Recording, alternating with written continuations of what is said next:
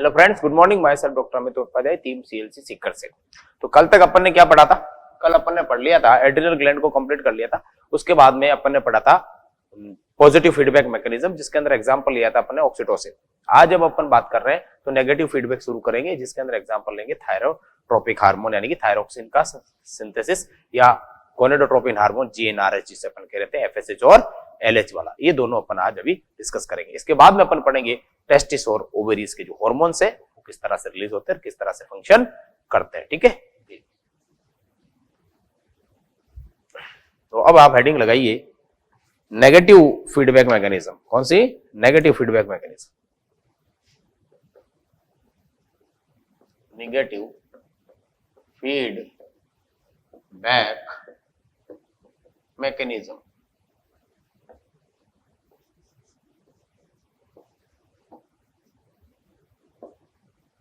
Negative feedback mechanism. अगर negative feedback mechanism की बात करें तो देखिए आप किस तरह से, इसमें आपको पता है ना, सबसे पहले अपन बात करते हैं हाइपोथैलेमस। हाइपोथैलेमस रिलीज करता है जीएनआरएच हार्मोन। कौन सा? Gonadotropin releasing hormone. और ये जीएनआरएच काम करता है पीयूष ग्रंथि के अग्रभाग पर, एंटीरियर पिट्यूटरी पर कार्य करता है। करेक्ट। तो वहां से मुक्त कराता है किसको? एक तो मुक्त कराता है एफएसएच को और एक मुक्त कराता है किसको? एलएच को। एफएसएच जाकर किस पे काम करता है? सर्टोली सेल पे। किस पे? सर्टोली सेल्स पर। और एलएच जाकर काम करता है लेडिंग सेल पर। किस पर? लेडिंग सेल पर। सुनना मेरी बात, सर्टोली सेल से एक 3-4 काम होते हैं, यानी कि मेन जो हार्मोन होता है वो होता है इनहिबिन। कौन सा हार्मोन? इनहिबिन हार्मोन का स्त्रवण होता है। इसका इनहिबिन हार्मोन का स्त्रवण होता है और इससे होता है एंड्रोजन का स्त्रवण। एंड्रोजन, जिसको अपन आगे जाके बोलेंगे टेस्टोस्टेरोन, यानी कि एंड्रोजन की एक फॉर्म होती है जिसको अपन बोलते हैं टेस्टोस्टेरोन। हो गया। अब ये जितना ब्लड में आना था उतना आ गया, ठीक है ना। और जैसे ब्लड में इसकी मात्रा ज्यादा हो जाएगी, इनहिबिन जाकर किसको मैसेज देगा? हाइपोथैलेमस को। और एंटीरियर पिट्यूटरी को जाके नेगेटिव फीडबैक देगा कि भाई अब इसकी जरूरत नहीं है इन हार्मोनों का स्त्रवण, यानी इस हार्मोन का स्त्रवण रोक दो, ताकि आगे का प्रोसेस क्या हो जाए? कम हो जाए। तो इधर से तो ये पॉजिटिव आ रहा था, इधर कौन सा गया? नेगेटिव। जैसे ही एंड्रोजन ज्यादा होगा, ये भी किसको? हाइपोथैलेमस को क्या देगा? पिट्यूटरी ग्लैंड को क्या मैसेज देगा? भाई अब हमारी इसकी जरूरत नहीं है, इसका स्त्रवण अब रोक दो, ब्लड में इसकी मात्रा क्या है? सामान्य है। ये दो मेन चीजें होगी। ये होता है नेगेटिव फीडबैक मैकेनिज्म। ओके, लिखिए फटाफट। ये हो गया पॉजिटिव और नेगेटिव फीडबैक मैकेनिज्म।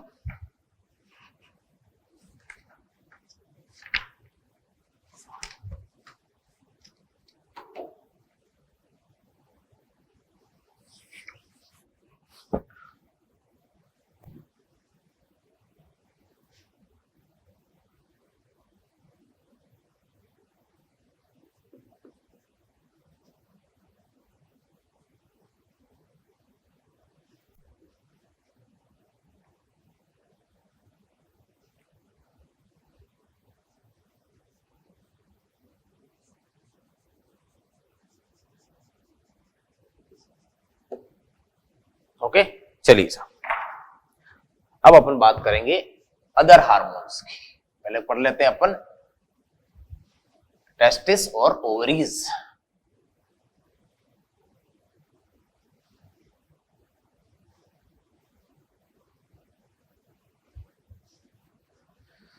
हेडिंग लगाइए टेस्टिस। टेस्टिस जैसा कि आपको पता ही, नर में एक जोड़ी है ना, ध्यान रखना। मेल में, आप सब रनिंग कोर्स को इसलिए आपको सब पढ़ रखा है आपने। मेल में 1 पेयर टेस्टिस होते हैं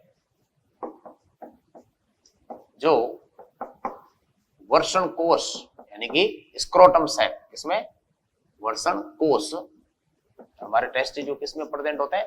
स्क्रोटम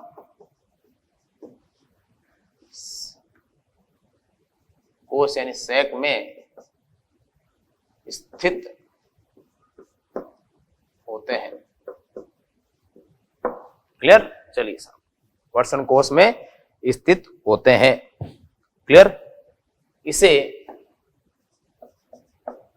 प्राथमिक लैंगिक अंग यानी प्राइमरी सेक्सुअल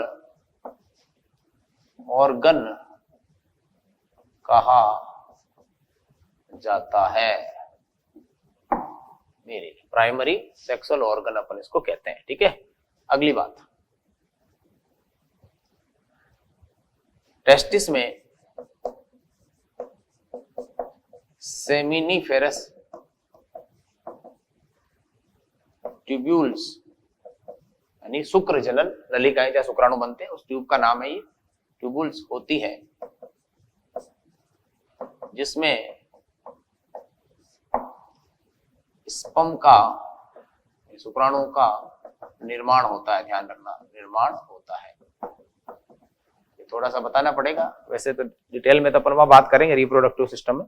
ठीक है, सेमिनिफेरस ट्यूब्यूल होती है और इसमें दो तरह की सेल भी होती है। एक तो होती है सर्टोली सेल,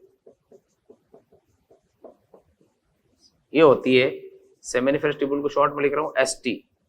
एस ट्यूब्यूल्स के अंदर होती है तो,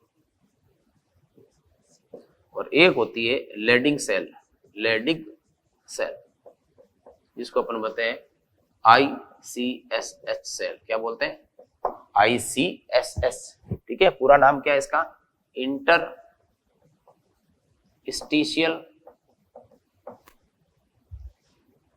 सेल स्टिमुलेटिंग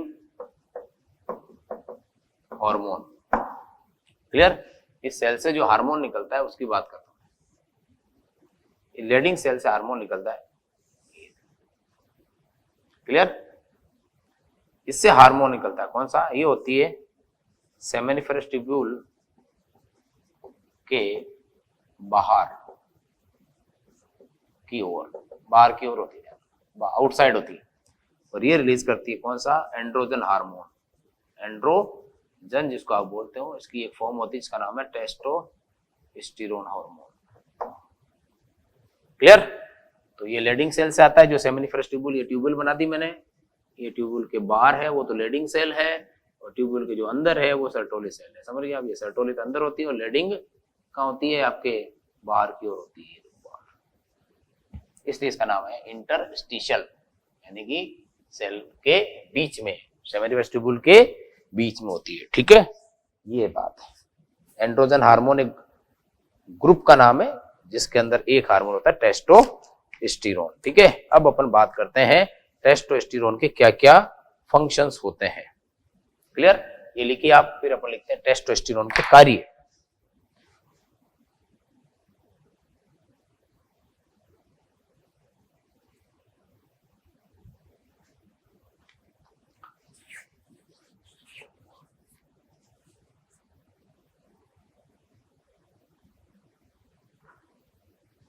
ओके सर,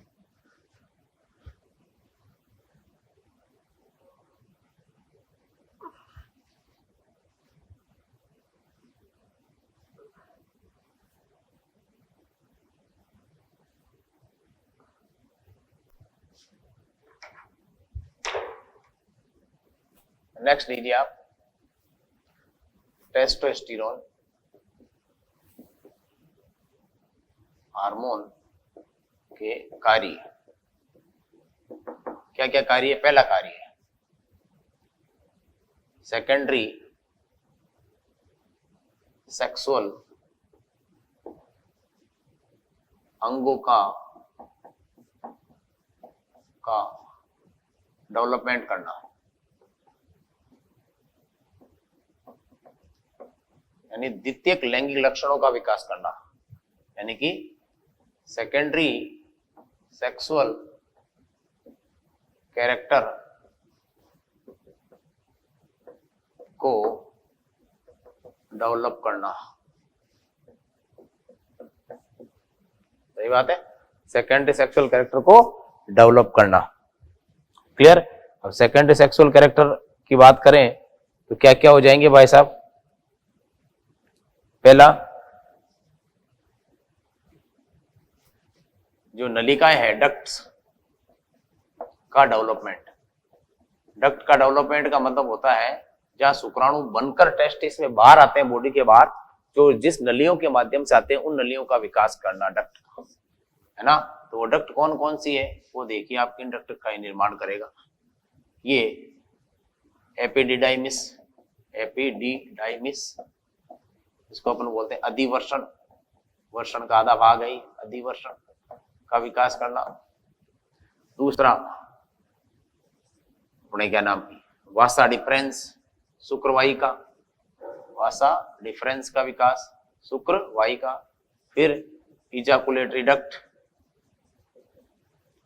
स्खलन नलिका, इन सब का विकास करना। ठीक है, नेक्स्ट ग्लैंड का विकास करना, जो ग्रंथियां होती है जनन मार्ग के अंदर, ग्लैंड का विकास का डेवलपमेंट करना। कौन कौन सी ग्लैंड देखो आप, एक तो हो गई प्रोस्टेट ग्लैंड, दूसरी होगी शुक्राशय जिसको अपन बोलते हैं सेमिनल वेसाइकल,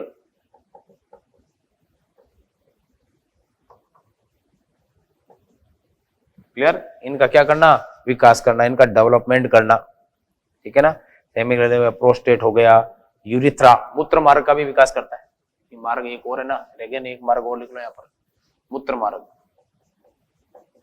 इसको अपन बोलते हैं यूरिथ्रा। इन सब का विकास करना और इन ग्लैंड का विकास करना।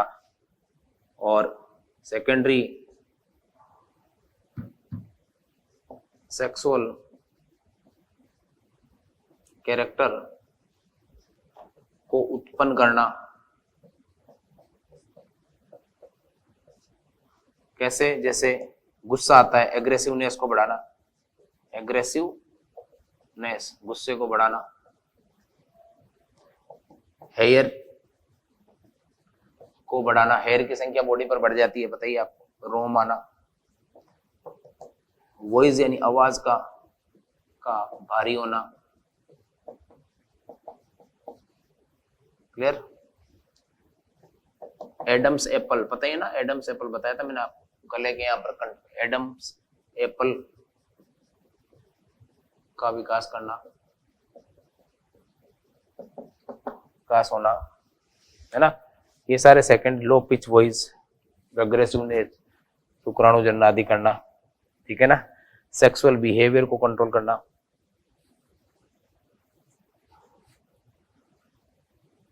अगला कार्य यहीं लिख रहा हूं मैं आपको, सेक्सुअल बिहेवियर, इसको अपन बोलते हैं लिबिडो। क्या बोलते हैं, लिबिडो, लैंगिक व्यवहार को कंट्रोल करना।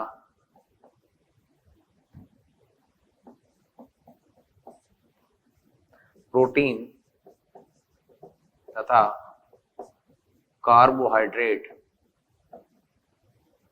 पर एनाबॉलिक स्टेरॉइड, एनाबॉलिक इफेक्ट होता है। एनाबॉलिक मतलब जोड़ता है, शरीर को बनाता है, एनाबॉलिक इफेक्ट होता है, ध्यान रखना। किसका, किसका, टेस्टोस्टेरोन का। ये सारी चीजें हैं साहब, एनाबॉलिक।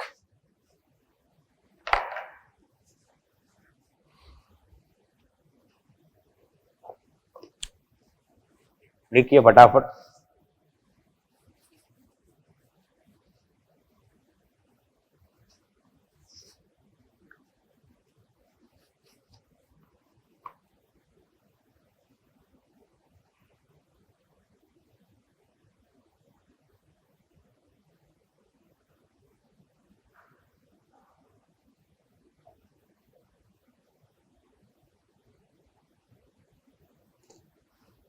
हो गया, चलिए।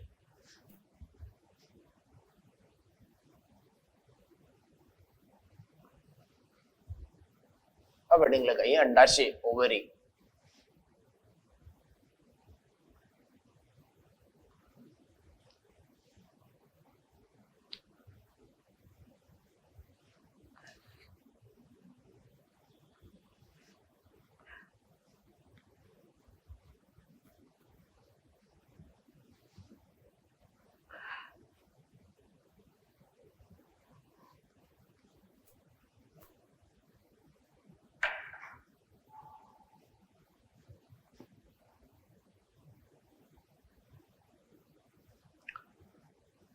पहले हेडिंग लगाइए, दूसरा पार्ट, पहला आता था टेस्टिस, अब ovary, ovaries.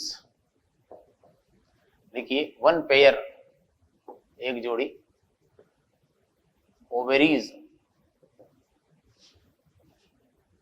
One pair ovaries, ovaries उदर गुहा में, यानी कि एब्डोमिनल कैविटी, पेट के अंदर या साइड में होती है फीमेल में, एब्डोमिनल कैविटी में उपस्थित होती है।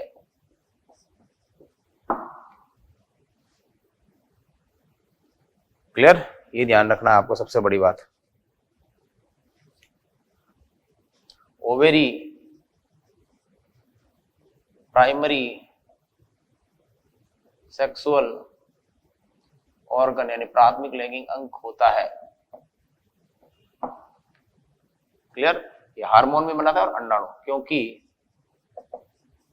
यह अंडाणु जिसको आप बोलते हो ओवम का निर्माण, ओवम का मतलब यहाँ सेकेंडरी ओसाइट है, ध्यान रखिएगा। निर्माण ओवम तो रफली बोल रहे हैं, निर्माण करता है।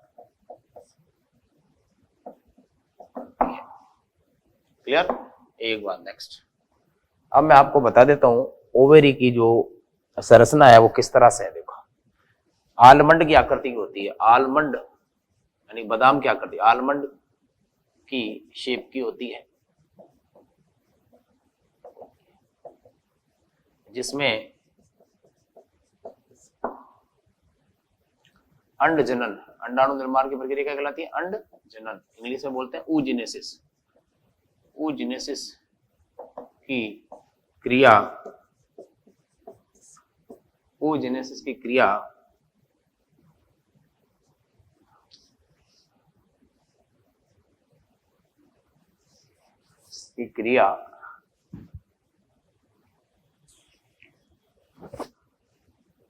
भ्रूण अवस्था,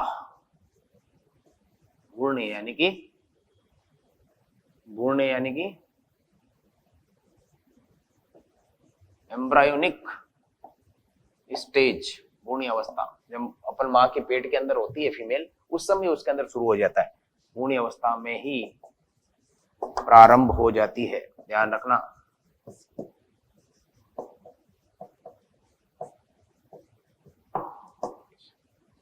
प्रारंभ हो जाती है। क्लियर, अगली बात,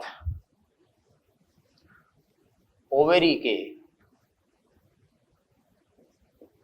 के दो भाग होते हैं,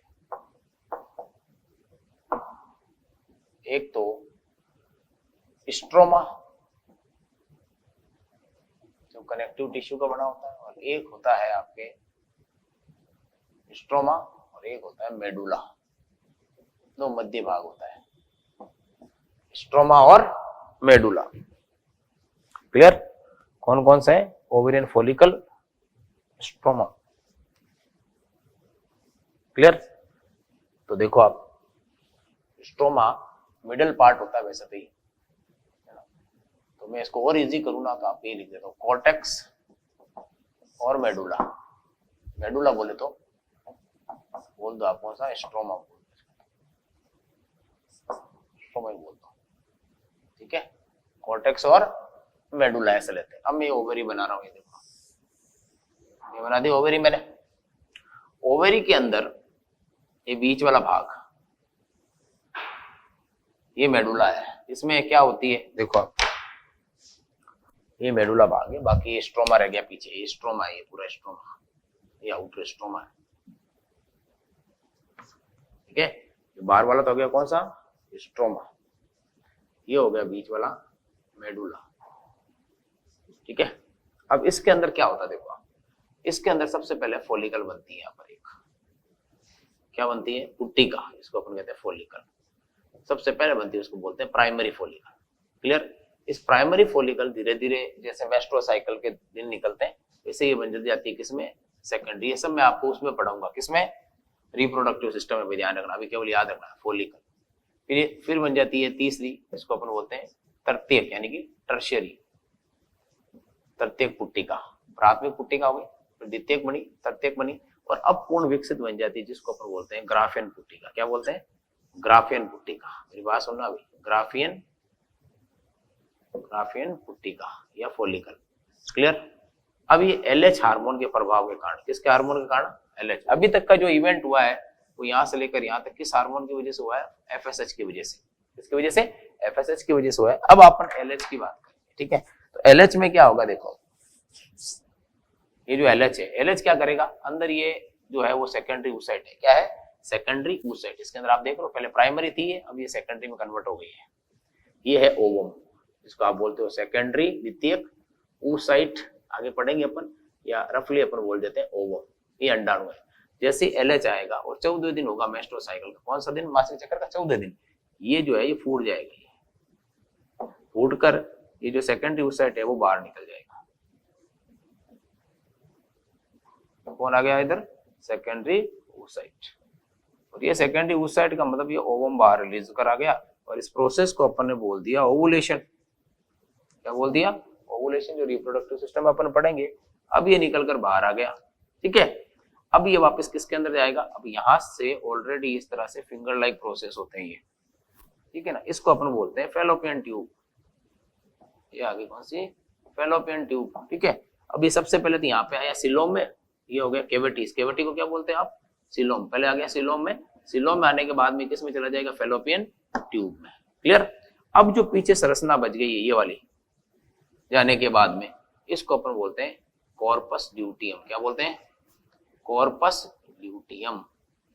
और यही क्या स्त्रावित करता है? ये है हॉर्मोन्स का, क्या करता है? स्त्रावण करता है। ये नहीं, कौन? Corpus luteum. ये लिखिए आप पहले फटाफट। तो देखो मैंने क्या कहा था यहाँ पर, ये दिखा ना आपने। अब मैं आगे बढ़ता हूं, देखो आप, कार्पस ल्यूटियम इसमें सबसे इंपॉर्टेंट संरचना ध्यान रखना। कौन सी? Corpus luteum. जो सी लिखा ना कार्पस ल्यूटियम, यही हार्मोन का स्त्रावण करता है। आगे क्या क्या देखिए आप।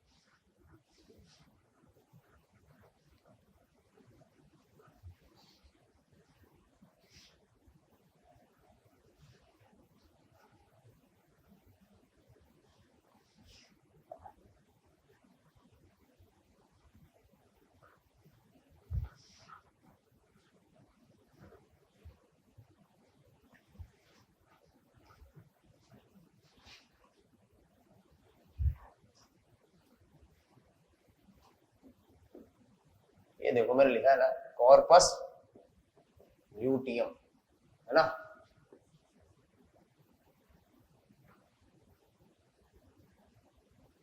कार्पस ल्यूटियम, इसको हम बोलते हैं सीएल, ठीक है? अब जो कार्पस ल्यूटियम है ये क्या करता है आपको पता है? ये मेन ईस्ट्रोजन हार्मोन और सबसे इंपॉर्टेंट प्रोजेस्टेरोन हार्मोन, तीसरा प्रसव के समय, केवल ध्यान रखना प्रसव के समय कौन सा हार्मोन?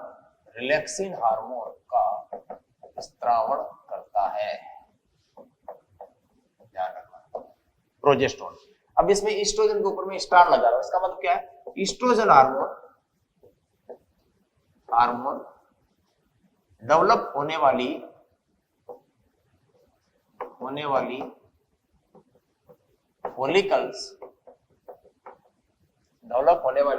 फॉलिकल्स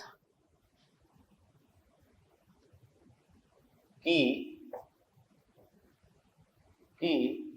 थीका इंटरना, ये सब अपन उसमें पढ़ेंगे, मेल रिप्रोडक्टिव फीमेल रिप्रोडक्टिव पढ़ेंगे ना, तब आएगी सारी चीजें। अभी नाम लिख रहा हूं मैं, थीका इंटरना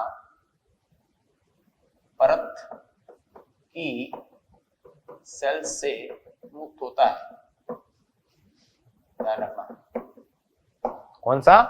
ईस्ट्रोजन हार्मोन। केवल यहां से नहीं आ रहा है, यहां से भी आता है और फिर यहां से आने लग जाता है, ठीक है?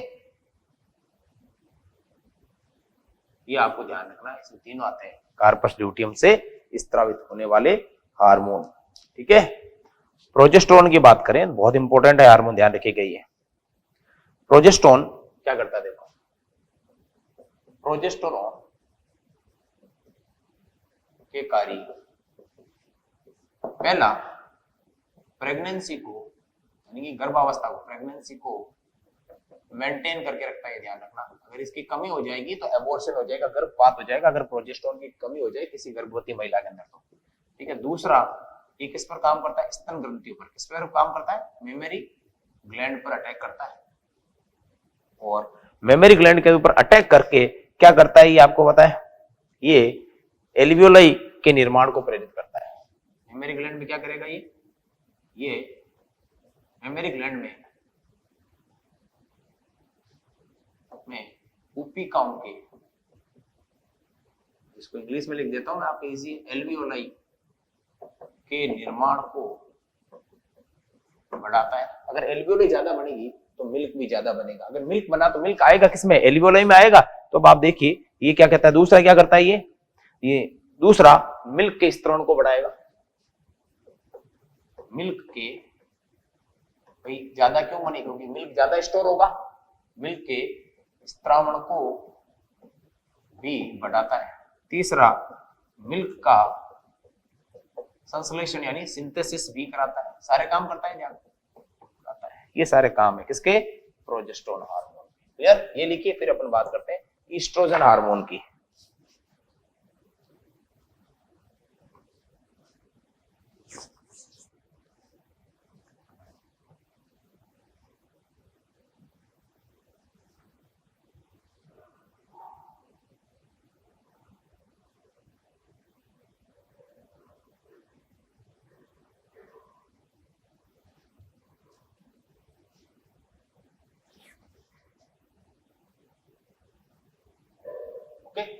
चलिए, ये तो बात हो गई कार्पस ल्यूटियम की।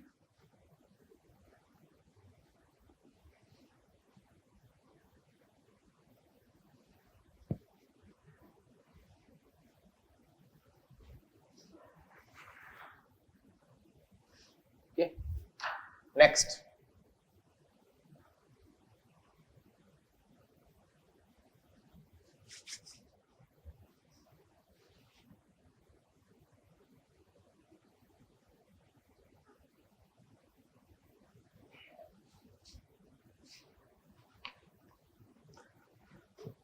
अगली अगर अपन बात करें तो आपके क्या नाम की, ईस्ट्रोजन के फंक्शन लिखो आप।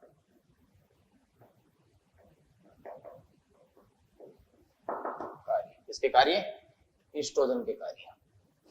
ईस्ट्रोजन के कार्य है जो आपके देखिए, पहला कार्य, ईस्ट्रोजन का पहला कार्य आप लिखिए, ये करता है आपके सेकेंडरी सेक्सुअल ऑर्गन का निर्माण।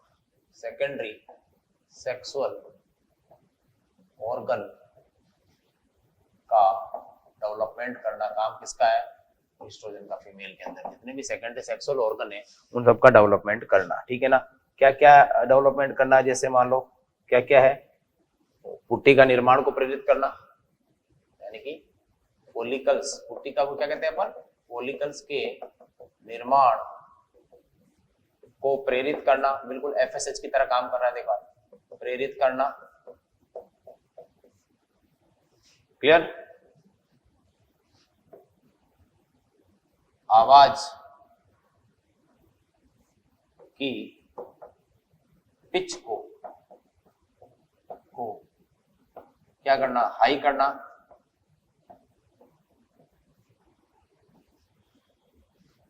मेमरी ग्लैंड का यानी स्तन ग्रंथियों का विकास करना, मेमरी ग्लैंड का विकास करना, मेमरी ग्लैंड का विकास करना। समझ रहे हो मेरी बात, वॉइस वगैरह, ये मेन चीजें करना। और सेक्सुअल बिहेवियर को कंट्रोल करना, ये सारे काम है किसके, आपके ईस्ट्रोजन के साथ। लिखिए फटाफट ये, फिर अपन बात करते हैं आगे की। अब अपन बात करेंगे हार्मोनल रिएक्शन की, किस तरह से वो हार्मोन काम करते हैं। अब आप हार्ट के अंदर आपने एएनए पढ़ रखा है, ठीक है ना। डाइजेस्टिव में डाइजेस्टिव वाले हार्मोन आपने पढ़ रखे हैं, तो वो यहाँ पर डिस्कस नहीं होंगे क्योंकि वो डाइजेस्टिव सिस्टम में हो चुके हैं। ठीक है, अब अपन बात करेंगे हार्मोनल सिस्टम की, किस तरह से वो एक्ट करता है, ये लिखिए फटाफट। फिर अपन बात करते हैं मैकेनिज्म ऑफ हार्मोन। लक्षण हम पढ़ चुके हैं।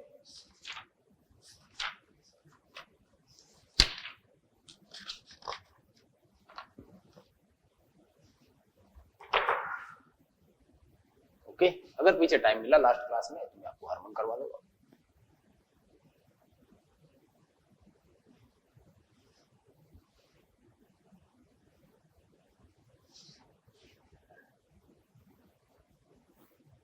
चलिए सर, हेडिंग लगाइए, मैकेनिज्म ऑफ हार्मोन्स। सबसे पहले आपको पता होना चाहिए हार्मोन्स, जो मैंने कैरेक्टर में लिखाया है, हार्मोन्स सदैव फर्स्ट मैसेंजर होते हैं। कौन से होते हैं? फर्स्ट मैसेंजर होते हैं। सूचनाओं को सबसे पहले कौन ले जाता है? हार्मोन, जो मैसेज को उस ग्रंथि से लेकर उस सेल तक पहुंचते हैं जहां पर उसका टारगेट है। दूसरा, हार्मोन सदैव टारगेट सेल पर, जहां पर उसका रिसेप्टर होगा वो टारगेट सेल है, सदैव टारगेट सेल पर कार्य करते हैं। सदैव टारगेट सेल पर कार्य करते हैं। ठीक है, अगली बात, टारगेट सेल पर उपस्थित रिसेप्टर भी प्रत्येक हार्मोन के लिए क्या होते हैं? विशिष्ट, यानी कि स्पेसिफिक होते हैं। क्लियर? जैसे मान लो मैं यहाँ ग्रोथ हार्मोन निकालता हूँ, कौन सा? ग्रोथ हार्मोन, और यहाँ पर ये सेल है। क्लियर? ये मान लो कोई सेल है, कायिक कोशिका जिसको अपन बोलते हैं, सोमेटिक सेल, इसके ऊपर इसका क्या प्रेजेंट है? ये रिसेप्टर है। रिसेप्टर, रिसेप्टर तो हजारों है, रिसेप्टर तो हजारों है, लेकिन रिसेप्टर फॉर जीएच है। ग्रोथ हार्मोन का रिसेप्टर है ना ये, तो ग्रोथ हार्मोन इसी से आके जुड़ेगा। अन्य रिसेप्टर और उपस्थित है दुनिया भर के, ये देख लो, ये वाले, इन रिसेप्टर से ये ग्रोथ हार्मोन कभी नहीं जुड़ेगा। सिर्फ किससे जुड़ेगा? ये जो हार्मोन है, जैसे मान लो ये एफएसएच का है, ये एफएसएच तो काम करता ही नहीं बेसिकली, इसके ऊपर मैं लिख देता हूँ कौन सा? टीएसएच का है। ये मान लो ये टीएसएच हार्मोन है, तो ये रिसेप्टर किसका है?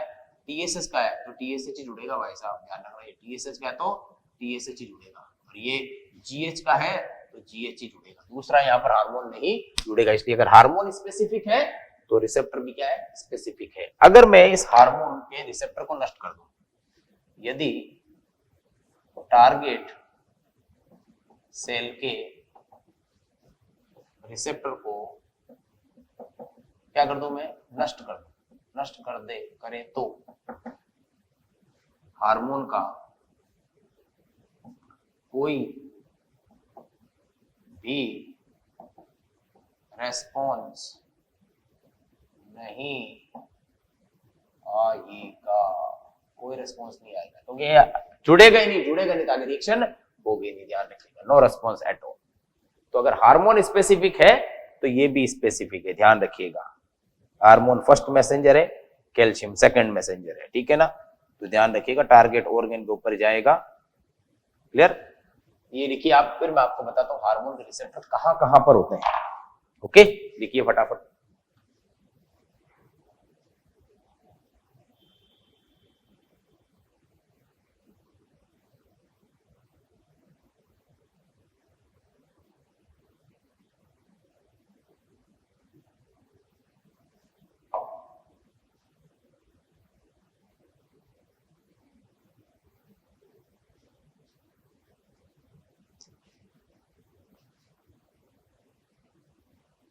हो गया? चलिए,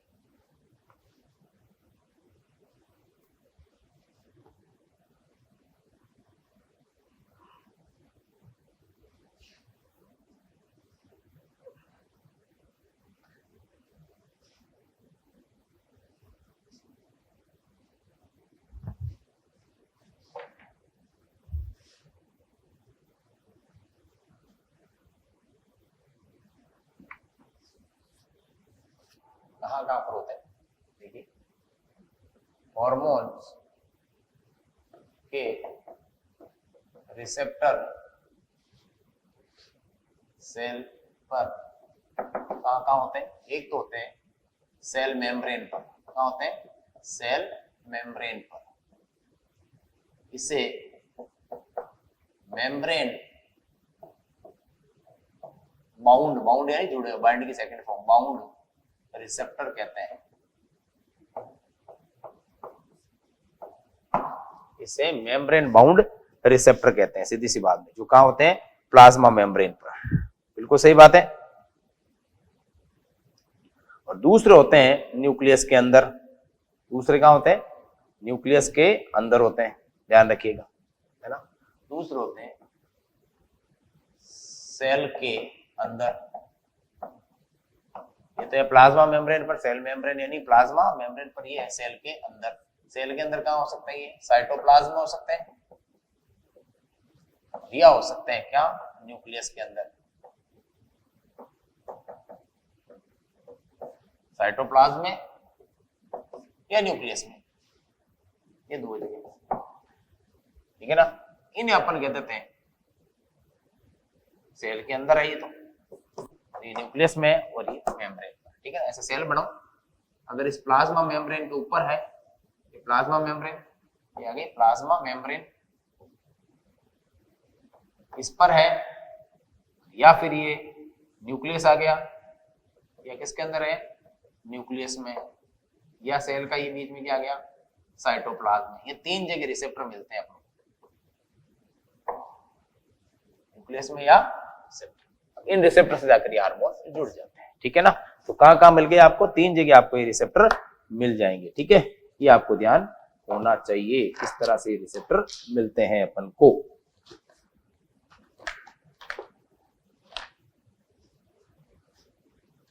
ये लिखिए फटाफट आप, फिर अपन आगे की बात करते हैं।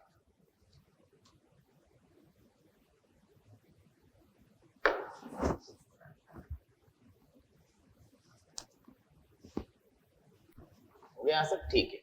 अब हार्मोन दो तरह के होते हैं, वसा विलेय और जल विलेय, मतलब फैट सोल्यूबल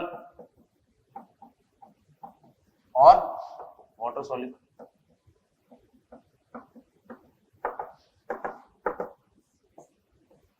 जल विलेय और वसा विलेय, ठीक है ना, इनकी मैकेनिज्म अलग अलग है, ध्यान रखिएगा।